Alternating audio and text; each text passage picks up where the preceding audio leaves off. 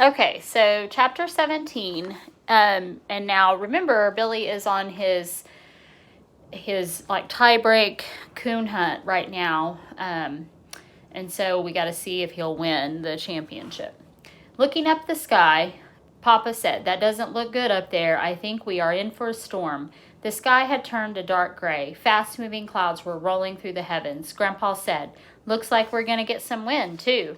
Scared and thinking everyone might want to stop hunting because of a few clouds, I said, "If a storm is brewing, it's a good night to hunt. All game stirs just before a storm." 30 minutes later, Papa said, "Listen." We stood still. A low moaning sound could be heard in the tops of the tall sycamores. Grandpa said, "I was afraid of that. We're going to get some wind."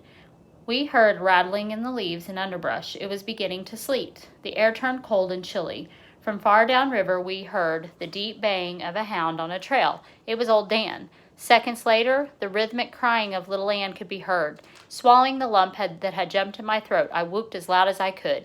The ground was turning white with sleet. The storm had really set in. We hurried along. I said to Papa, "If this keeps up, that old coon won't run long. He'll head for his den." "If it gets much worse," Grandpa said, "I know some coon hunters that won't be running very long. They'll be frozen too stiff to run."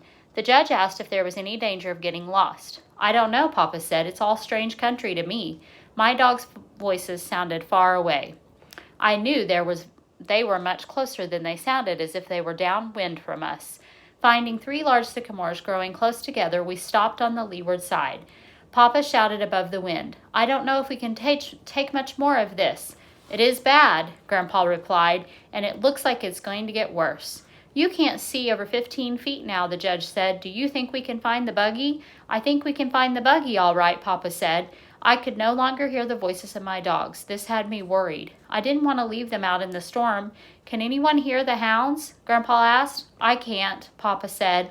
The judge spoke up. "Fellows, I think we'd better go in," he said. "There's no telling where they are. They may have crossed the river."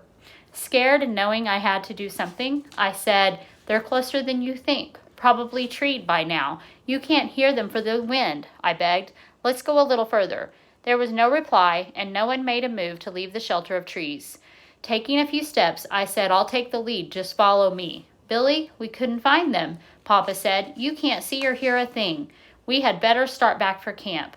"I think so too," the judge said. At this remark, I cried. I've been out in storms like this before all by myself. I've never left my dogs in the woods, and I'm not going to now, even if I have to look for them myself. No one answered. "Please go just a little further," I begged. "I just know we're going to hear them." Still no one spoke or made a move to go on. Stepping over to my father, I buried my face in his old Mackinaw coat. Sobbing, I pleaded with him not to turn back. He patted my head. "Billy," he said, "a man could freeze to death in this storm, and besides, your dogs will give up and come in." "That's what has me worried," I cried. "They won't come in. They won't, Papa. Little Ann might, but not old Dan. He'll die before he'd leave a coon in a tree." Papa was undecided. Making up his mind, he stepped away from the tree and said to the others, "I'm going on with him. You fellows coming or going back?" He turned and followed me. Grandpa and the judge fell in behind. By this time, the ground was covered with a thin white layer of sleet. We kept slipping and falling. I could hear Grandpa mumbling and grumbling. The wind-driven sleet stung our skin like thousands of prickling needles. Strong gusts of wind growled and moaned through the tops of the tall timber. Once, during a momentary lull of the storm, I thought I heard a baying of a hound. I told my father I had thought I had heard old Dan. "From which direction?" he asked. "From that way," I said, pointing to our left. We started on. A few minutes later, Papa stopped. He shouted to my father, "Did you hear anything?"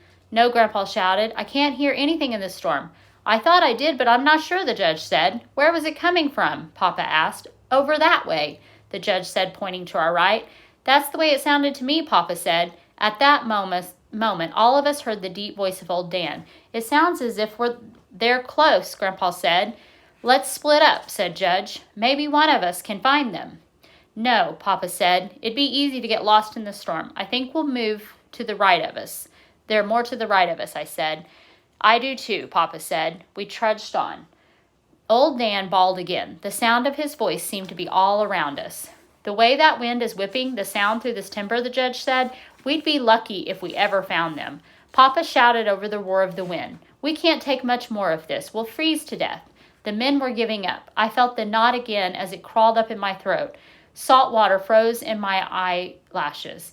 Kneeling down, I put my ear close to the icy ground in hopes I could hear my dogs, but I couldn't hear anything above the roar of the blizzard. Standing up, I peered this way and that. All I could see was a white wall of whirling sleet.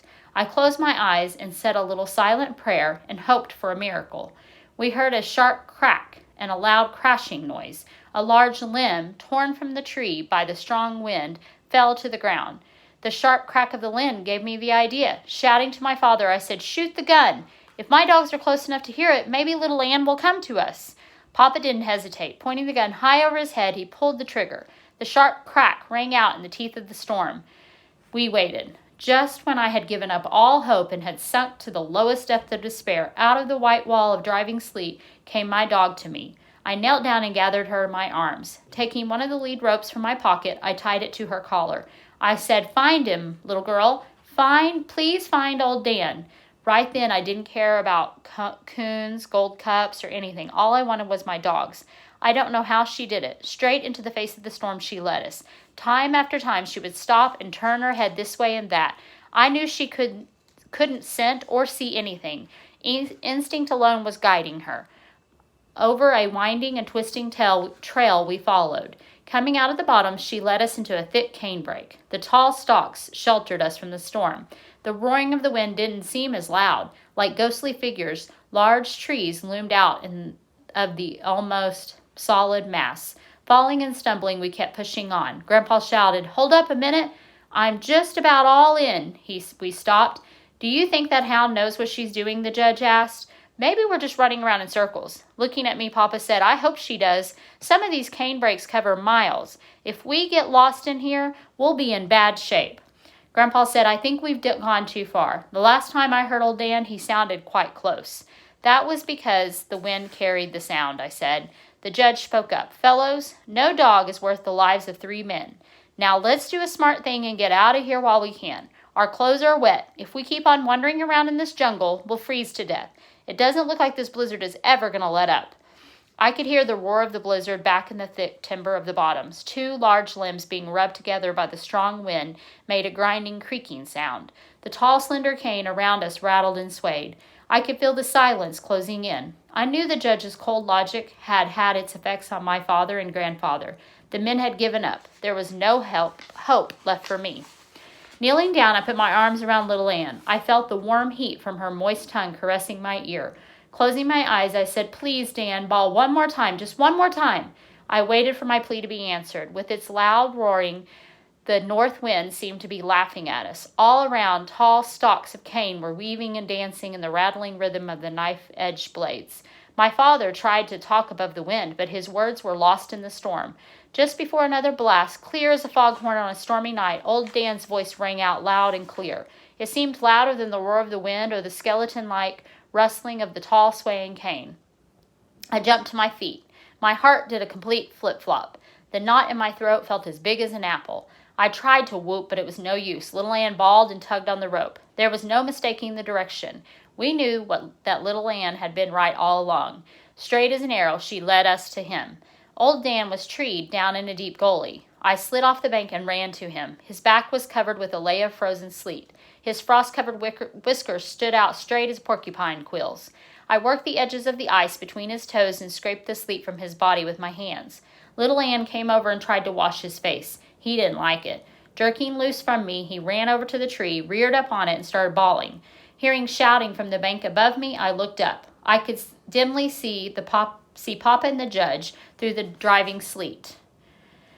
At first, I thought they were shouting to me, but on peering closer, I could see that they had their backs to me. Catching hold of some long stalks of cane, they were hanging down from the steep bank. I pulled myself up. Papa shouted in my ear, "Something has happened to your grandfather." Turning to the judge, he said, "He was behind you when we last saw him." "I don't know for sure," the judge said. "I guess it was back where we heard the hound bawl." "Didn't you hear anything?" Papa asked. "Hear anything?" the judge exclaimed. "How could I hear anything in all that noise? I thought he was behind me all the time and didn't miss him until we got here." I couldn't hold back my tears. That my grandfather was lost and wandering in the white jungle of cane. Screaming for him, I started back. Papa called me. He shouted, "Don't do that!" I tried to tear away from him, but his grip on my arm was firm. "Shoot the gun," the judge said. Papa shot time after time. It was useless. We got no answer. Little Ann came out of the washout. She stood and stared at me. Turning, she disappeared quickly in the thick cane. Minutes later, we heard her. It was a long, mournful cry. The only times I ever heard my little dog bawl like that were when she was baying at a bright Ozark moon, or when someone played a French harp or a fiddle close to her ear. She didn't stop until we reached her. Grandpa lay as he had fallen, face down in icy sleet.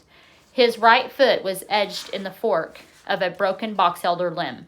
When the ankle had twisted, the searing pain must have made him unconscious. Papa worked Grandpa's foot free and turned him over. I sat down and placed his head in my lap. While Papa and the judge massaged his arms and legs, I wiped the frozen sleep from his eyes and face. Burying my face in the iron gray hair, I cried and begged God not to let my grandfather die.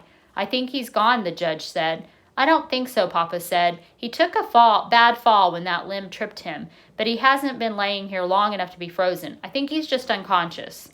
Papa lifted him to a sitting position and told the judge to start slapping his face. Grandpa moaned and moved his head. "He's coming around," Papa said. I asked Papa if we could get him back to the gully where old Dan was. I had noticed that there was very little wind there and we could build a fire. "That's the very place," he said. "We'll build a good fire and one of us can go for help." Papa and the judge made a seat by catching each other's wrists. They eased Grandpa between them. By the time they reached the washout, Grandpa was fully conscious again and was mumbling and grumbling. He couldn't see why they had to carry him like a baby. After easing him over the bank and down into the gully, we built a large fire. Papa took his knife and cut the boot from Grandpa's swollen foot. Grandpa grunted and groaned from the pain. I felt sorry for him, but there was nothing I could do but look on.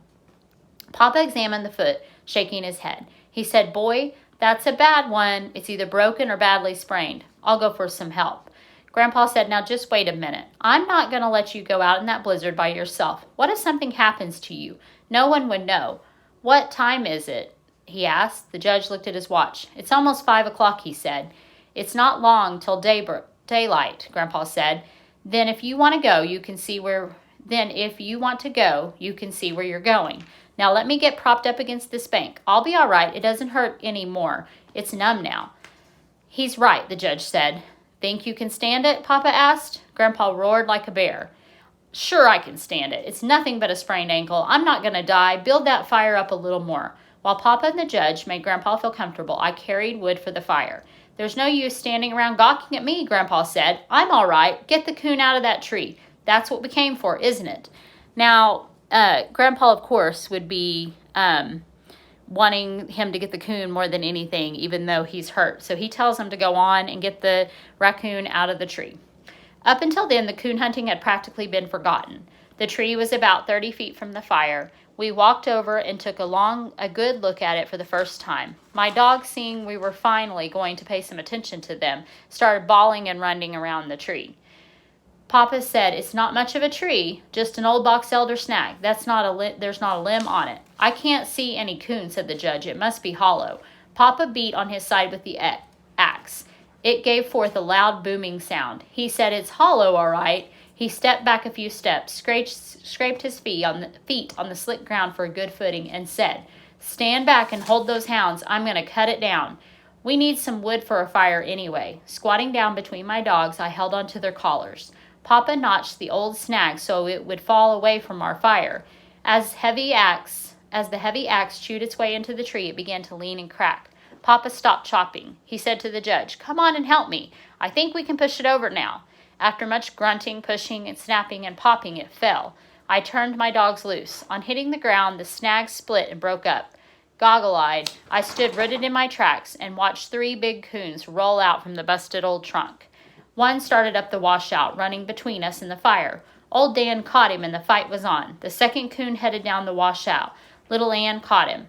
Hearing a loud yell, so there's two in that tree, so it's good that they went after them. Hearing a loud yell from Grandpa, I looked that way. Old Dan and the coon were fighting close to his feet. He was yelling and beating him with his hat. The judge and Papa ran to help.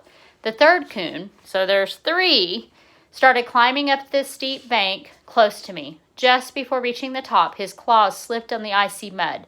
Tumbling end over end, down he came. I grabbed a stick and threw it at him. Growling and showing his teeth, he started for me. I threw the fight to him then and there. Some 10 yards away, I looked back. He was climbing the bank. That time, he made it and disappeared in the thick cane.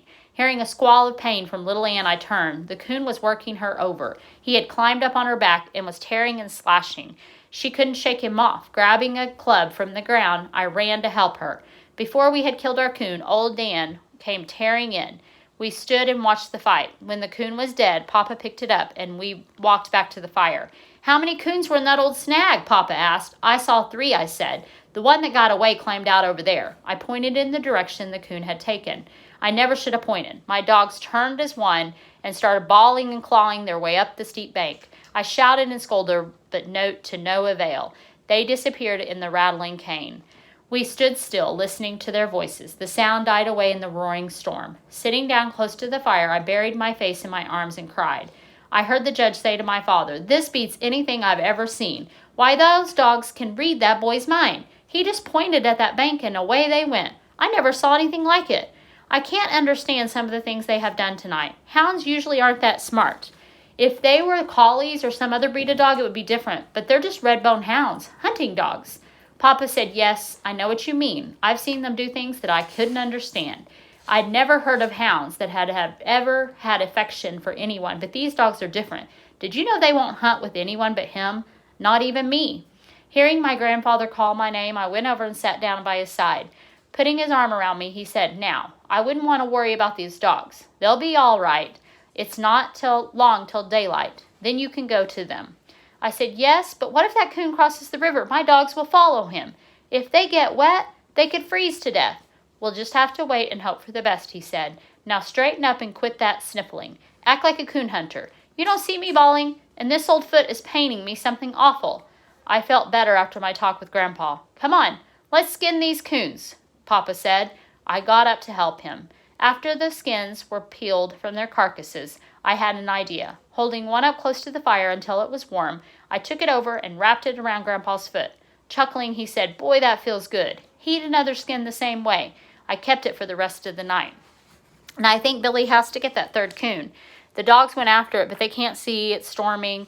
So Billy's hoping to find his dogs in the morning at daybreak.